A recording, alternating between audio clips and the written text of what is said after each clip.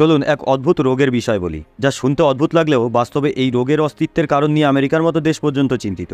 রোগটির নাম Havana syndrome, যা 2016 সাল থেকে আমেরিকার বড় মাপের সরকারি কর্মী যেমন রাজদূত থেকে শুরু করে সৈনিকরাও বিভিন্ন দেশে এই রোগের শিকার হচ্ছেন।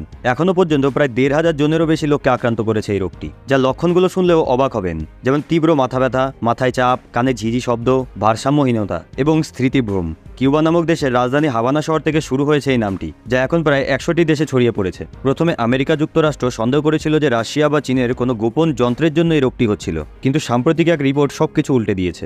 আমেরিকা সরকার নিজেই একটি ব্যাগের মধ্যে রাখা যায় এমন ছোট্ট যন্ত্র দিয়ে পরীক্ষা করছে। পেন্টাগন আর হোমল্যান্ড সিকিউরিটি গোপনে এই যন্ত্রটা কিনেছে এবং এর জন্য লক্ষ লক্ষ ডলার খরচ করেছে তারা। এই যন্ত্রটির নাম মেডাসা সিস্টেম। এই যন্ত্রটি শত্রু মস্তিষ্ককে দণ্ডিত করার জন্য তৈরি। যাই হোক, এখন প্রশ্ন উঠছে, হাভানা সিনড্রোম কি আমেরিকার নিজেদেরই পরীক্ষায় সৃষ্ট? পূর্বের তদন্তে কোনো বিদেশি হাত পাওয়া যায়নি। আমেরিকান কর্মীরা বিদেশে কাজ করতে গিয়ে শিকার হচ্ছেন, কিন্তু এখন সন্দেহ হচ্ছে নিজস্ব প্রযুক্তির দিকে। এটি যদি সত্যি হয় তাহলে বিশ্বব্যাপী অভিযোগের মুখোমুখি হবে আমেরিকা। ভারত এই বিষয়টা নিয়ে তদন্ত করছে, কারণ কোনো এক সময় আমাদের কর্মীরাও এর শিকার হতে পারেন। এই রহস্যের উত্তরটা কি? বিদেশি ষড়যন্ত্র নাকি নিজেদের ভুল? ভবিষ্যতে এইরকম অথেন্টিক খবর পেতে হলে সাবস্ক্রাইব করুন, লাইক করুন আর সাপোর্ট করুন।